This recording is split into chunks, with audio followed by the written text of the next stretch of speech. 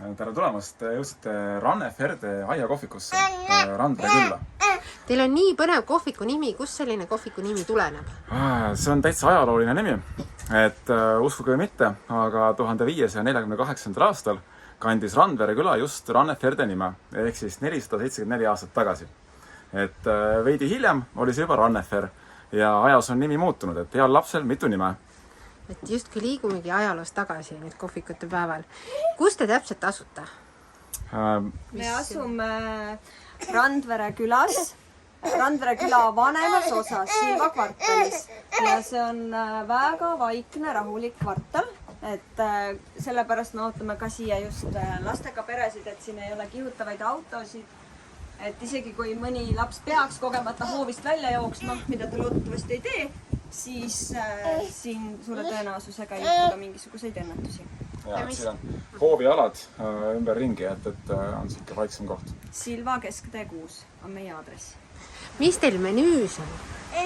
Ja, meil on menüüs erinevaid tooteid, nii laktoosi kui gluteenivabasid valikuid, aga meie kohviku võib-olla sellisem kõige erilisem toit, millel me kõige rohkem rõhku pöörame, on leib ja erinevad võileivad. Et siin laua peal on ka üks leib valmis tehtud juba.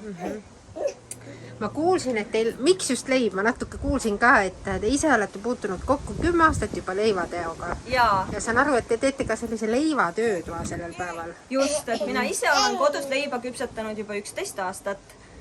Ja ma tean, et neid leivaküpsetajaid on tänasel päeval juba teisigi päris palju. Aga hiljuti tuli jutuks, et on inimesi, kes veel ei ole ise leiba teinud ja väga tahaksid, aga natuke pelgavad, sest nad on kuulnud, et see võib nässu minna. Et kuidas siis leivategu kindlasti esimesel korral juba välja tuleks, et seda me siin töötoas õpetamegi. Ja mis kell seda võib laupäeval õppida? Ja alustame laupäeval kell 2. Ja sinna peab siis eelregistreerima kuidagi? Ja, meie kodulehe kaudu, et Facebooki lehe, eks ju? Ja, Facebooki Ranneferde kohvikul on Facebooki leht. Et kas seal postkasti kirjutada või seal on ka postitus, et selle postituse alla ja seal on ka minu meiliaadress, et võib ka meili peale kirjutada. Teil oli ette valmistatud siin köögis, kus siis see koolitus hakkab toimuma ja laupäeval kell 2 mõned asjad tahtsite näidata. Lähme vaatame neid. Ja, lähme vaatame. Oleme jõudnud kööki, kus meie leivatöötuba ka toimub. Ja mul on praegu siin üks juuretis valmistatud. Et täna ma küpsetan sellest küll leiva, mida saab siis kohvikute päeval pakkuda. Aga täpselt samamoodi me hakkame siin töötoas siis ka leiba tegema. Et ma olen siia välja tõstnud erinevad jahud, erinevad seemned. Et leiva sisse on võimalik panna erinevaid lisandeid. Et kes tahavad endale ise koju leiba kaasa teha, siis saab ise valida enda leivalisandid.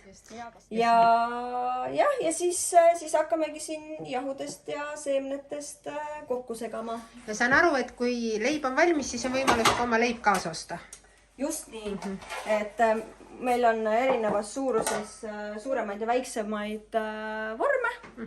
Küpsetame leiva valmis ja on võimalik oma leib kaasa osta, siis sõltuvad selle. Ühesõnaga, laupäeval sularaha kaasa, ma saan aru. Sularaha kaasa.